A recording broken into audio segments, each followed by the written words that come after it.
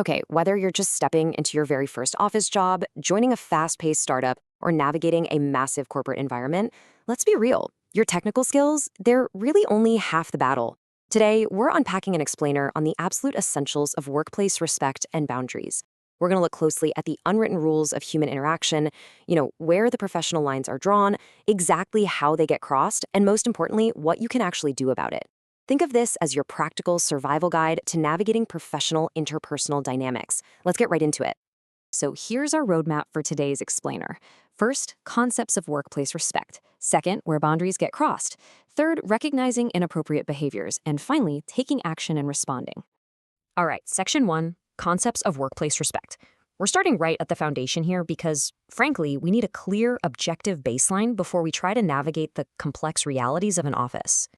Look, workplace respect and gender equality, they are the absolute non-negotiable bedrock of your daily operations. We're not just talking about HR buzzwords here. Respect literally means treating every single colleague with dignity, valuing their professional contributions, and maintaining strict civility, even if, you don't personally vibe with them. And tied directly right into this is gender equality. That's the unwavering principle that opportunities, treatment, and expectations absolutely must remain completely neutral and equitable across all genders. Without these two pillars actively in practice, honestly, the entire culture of a company just becomes unstable. Now think of interpersonal boundaries as the invisible lines that protect our professional and personal well-being. They're basically the rules of engagement we set for ourselves in any shared space. These boundaries dictate what we consider acceptable and entirely unacceptable behavior from the people around us. It's that required physical and psychological distance you need to maintain a healthy, productive working relationship. Without them clearly defined, well, the workplace quickly bleeds into our personal space, and that creates a ton of unnecessary stress and friction. We also need to clearly define the extremes here, just so there is absolutely zero ambiguity. Workplace bullying involves repeated, unreasonable behavior directed towards an employee that creates a real risk to their health and safety. It's the systematic tearing down of a person. Sexual harassment, on the other hand, is any unwelcome conduct of a sexual nature that makes a person feel offended, humiliated, or intimidated. Recognizing these extremes protects you and your colleagues. They are the ultimate breaches of respect, and naming them is the very first step in actually stopping them. Moving on to section 2, where boundaries get crossed. With those black and white definitions locked in, let's shift gears to the gray areas where theory meets everyday reality.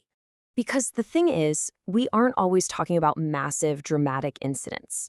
Often, boundaries are eroded by seemingly small, everyday actions. It's that just joking comment in the break room that targets a specific group. Or maybe it's an unsolicited remark about a coworker's new outfit. It could be a lingering hand on a shoulder by the coffee machine, or even bombarding a colleague with a barrage of weekend text messages. Now, these aren't just quirky, friendly behaviors. They actually slowly chip away at professional respect over time. To make this super concrete, let's contrast a healthy boundary with a violation. A healthy boundary, that looks like a quick message on a Friday afternoon to wrap up a project. And then you just log off for the weekend. Simple, right? But a boundary violation looks like an 11 p.m. Saturday ping that says, just chatting. Or maybe someone persistently steering a lunch conversation toward really intimate, non-work topics. The intent behind that late-night text might be entirely social, but the actual impact is intrusive and, frankly, highly unprofessional. This brings us to section 3, recognizing inappropriate behaviors, because knowing the textbook terms is one thing, but how do we actually spot these issues in real time? Let's look at the actual human cost here. When a colleague constantly comments on another person's appearance, it's not a compliment. It creates immediate discomfort, a feeling of being objectified, and a massive distraction from the work at hand. By analyzing these everyday scenarios, rather than just abstract concepts, we train our brains to identify inappropriate behavior instantly. We start to see that the off-color joke in a meeting isn't just a harmless slip of the tongue. It's a structural breach of that respect baseline we talked about earlier. So, I want you to ask yourself, have you ever laughed off a joke that actually made you uncomfortable? It is such a common human response to use nervous laughter just to diffuse an awkward situation. But that laughter often masks the fact that your interpersonal boundary was just breached. A core part of understanding workplace respect is learning to trust that internal alarm bell. If a supposedly harmless comment makes your stomach drop, that is valid data. It means a line has definitely been crossed. All right, section 4, taking action and responding. We've outlined the problems, so let's pivot to your most empowering tool, your response. When you encounter these inappropriate behaviors, what exactly is your next move? It's a daunting question, especially when you're new to the workforce. You might fear retaliation, or worry about being labeled difficult, or just dread making things terribly awkward. But listen, you are not powerless in these scenarios. Having a predetermined strategy is absolutely your best defense here. So here is your step-by-step action plan. First, communicate your boundary. Clearly and calmly state what you need. A simple, "Please don't comment on my appearance," or "I prefer to keep our messaging strictly to work topics," can be incredibly effective. Second, document everything. If a joke was out of line or physical contact occurred, write down the time, the date, the location, and exactly what was said or done.